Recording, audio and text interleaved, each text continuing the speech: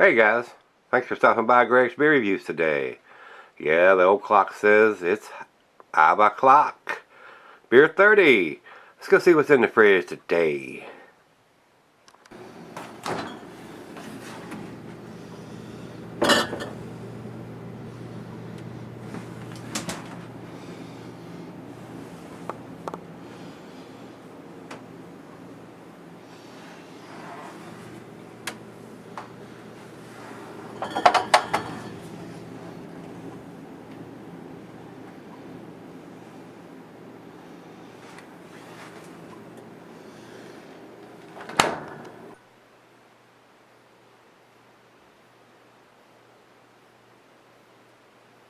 Hello everybody, welcome to Gregsbeerreviews today. I do appreciate you stopping by. Today's beer comes from the Alchemist. These guys are in Vermont. This is their Hellbrook.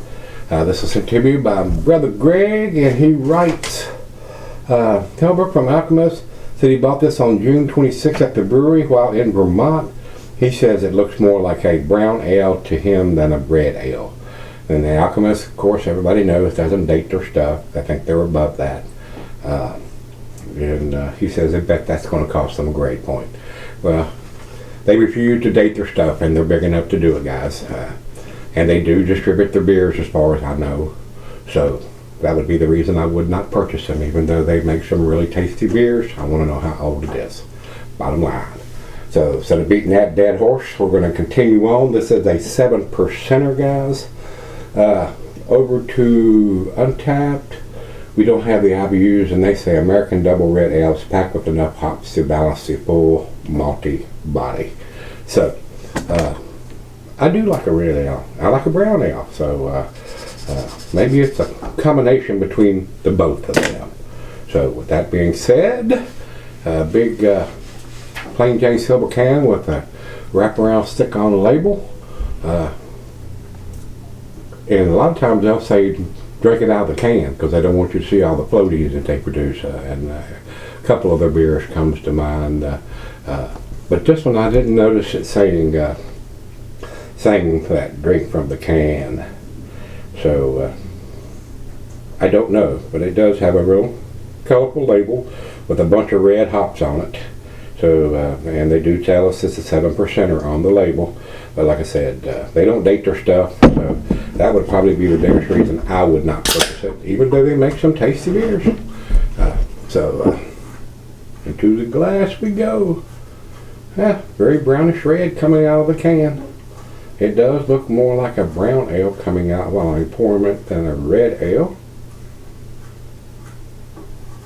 So about a finger and a half of head on that pour. And I would agree with Greg's assessment. It does look more like a brown ale than a red ale. But the breweries can call it whatever they so choose to. Good looking beer though. Let's get it to the nose and see what we can smell. A little bit of hop forwardness on it. I am getting a little bit of pine. Maybe a hint of some oranges. It does have a decent malt backbone to it. Smells rather pleasant though. I will say that. It is definitely a hop forward red/brown ale. Smells good. Let's dive in. Cheers everybody. Cheers Greg. Thank you sir.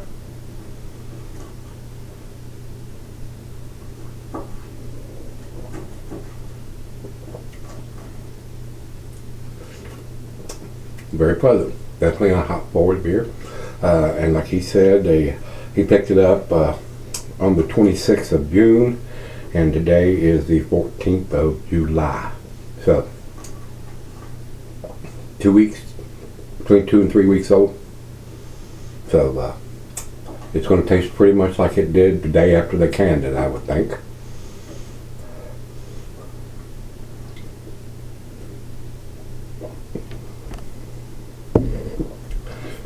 Hints of caramel and toffee. It does have a very strong bite to it.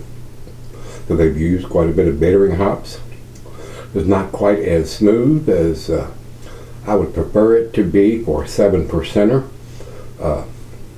Maybe a little lactose in the brewing might sweeten it up just a little bit, but that's just my 2 cents.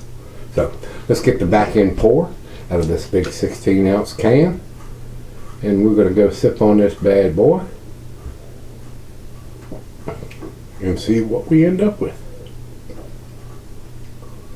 Very dark coming out the back end of the pour, guys. It definitely is more brown than red. So looks like a hop forward brown ale to me. I would agree with what Greg said.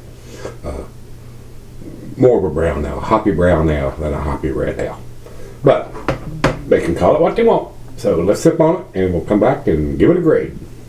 Alright guys, I'm back. I've been sipping on it for probably close to an hour now. Very nice placing is left on the glass.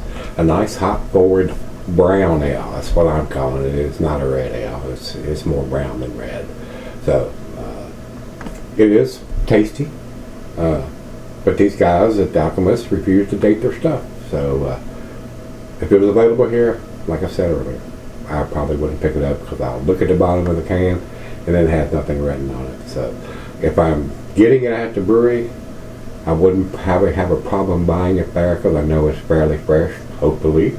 You never know how long it's been sitting around, either there or somewhere else. So if they're distributing, guys, if this is sold or distributed to beer stores, they need to date their stuff.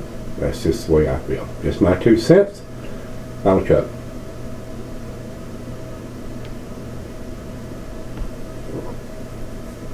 A lot of sediment in the bottom of the glass. And they are known for that. That's why some of their beers say drink from the can, because they don't want you to see all that stuff floating around in them, especially on a more clearer beer than this one was. As dark as this one was, it's hard to see anything floating around in it. To me, guys, this is an A- beer in a B can, B+ can, and that's where I'm going to put it.